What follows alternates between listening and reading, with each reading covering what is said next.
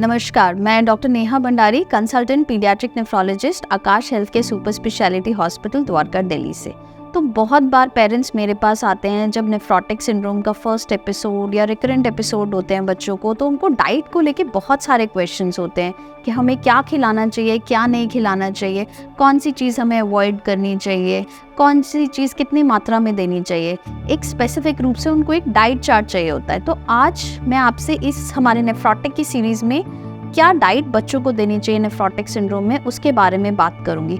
तो एंड तक बने रहिए क्योंकि हम बहुत सारी इंटरेस्टिंग चीज़ें आपको बताएंगे, प्लस बहुत सारी मिथ्स नेफ्रोटिक सिंड्रोम को लेके हम ब्रेक करने वाले हैं। तो हम शुरुआत करते हैं। नेफ्रोटिक सिंड्रोम में दो तरीके से हम डाइट को डिवीजन करेंगे, एक जब पेशेंट रेमिशन में है और दूसरा जब पेशेंट रिलैप्स में है। तो नेफ्रोटिक सिंड्रोम में जब रेमिशन में है यानी प्रोटीन नहीं निकल रहा है, तो उस समय आप डाइट को लेके कुछ भी रिस्ट्रिक्शंस नहीं होंगे, यानी पानी कितनी भी मात्रा में दे सकते हैं, प्रोटीन कितना भी दे सकते हैं, सॉल्ट एक्स्ट्रा नहीं खिलाना है बट नॉर्मल सॉल्ट इनटेक आपको रखना है, ठीक है।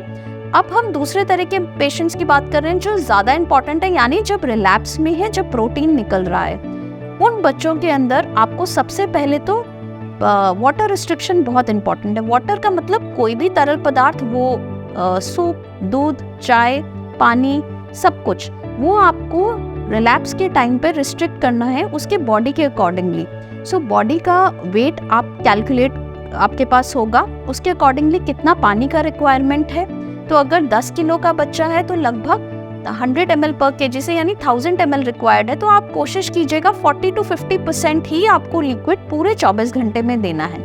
प्लस आप यूरिन आउटपुट भी मेजर कर सकते हैं, यानी पेशाब कितना कर रहा है उसी हिसाब से आप लिक्विड दे सकते हैं। नेक्स्ट चीज की हम बात करते हैं सॉल्ट इनटेक। तो ऐसे बच्चों के अंदर आपको सॉल्ट जो है वो नॉर्मल देना है या थोड़ा सा लेस ही देना है। एक्स्ट्रा सॉल्ट वाली चीजें जैसे चिप्स, पापड़, फ्रेंच फ्राइज, बाहर का जंक फूड, जिन सभी चीजों में बहुत हाई सॉल्ट होता है, वो सब आपको अवॉइड करने हैं। हाई सॉल्ट आपको नॉर्मल रेमिशन में वाले बच्चे को भी नहीं देना है, बट एक नॉर्मल आयोडीन नमक आप जो आप यूज करते हैं घर में, बहुत एक्स्ट्रा सॉल्ट नहीं, नॉर्मल सॉल्ट, वो आप इन बच्चों के लिए यूज कर सकते हैं। तीसरी बात करते हैं प्रोटीन इंटेक। तो पेरेंट्स को ये होता है कि अगर प्रोटीन लूज हो रहा है तो मैं बहुत सारा प्रोटीन बाहर से दे दूं। तो देखिए, आपको समझना पड़ेगा, जब प्रोटीन बहुत ज्यादा लॉस हो रहा है तो आप एक्स्ट्रा प्रोटीन भी दोगे, वो भी निकल जाएगा। बल्कि कई स्टडीज में ये माना गया है कि it can actually cause more damage than giving us a benefit.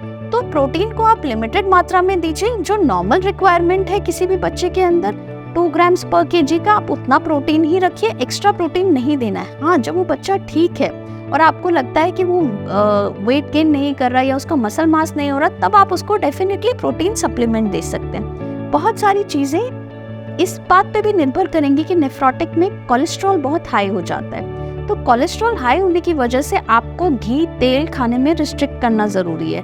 ऐसा नहीं है कि बच्चे को उबला हुआ ही खाना देना है, लेकिन बहुत ही मिनिमम घी तेल में आपको बनाना है। रेड मीट आप अवॉइड करेंगे, पोटैटोज अवॉइड करेंगे। ये कुछ चीजें हैं जो आपको डाइट में थोड़ी रिस्ट्रिक्ट करनी पड़ेंगी। ग्रीन लीफी वेजिटेबल्स, फ्रूट कोई भी दे सकते हैं। आपको ये समझना जरूरी है कि आपके बच्चे की किडनी खराब नहीं है, उनमें से सिर्फ प्रोटीन लीक हो रहा है। अब बात करते हैं, कई बार नेफ्रोटिक के बाद हम जो दवाइयां देते हैं नेफ्रोटिक के दौरान, उनमें बहुत हाई डोज स्टेरॉइड होता है। तो हाई डोज स्टेरॉइड की वजह से बच्चे को भूख बहुत ज्यादा लगती है।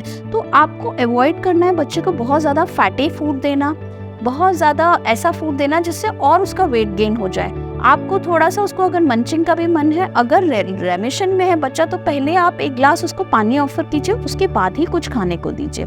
तो ये कुछ छोटी छोटी चीजें हैं जो डाइट को लेके आपको ध्यान में रखनी पड़ेंगी।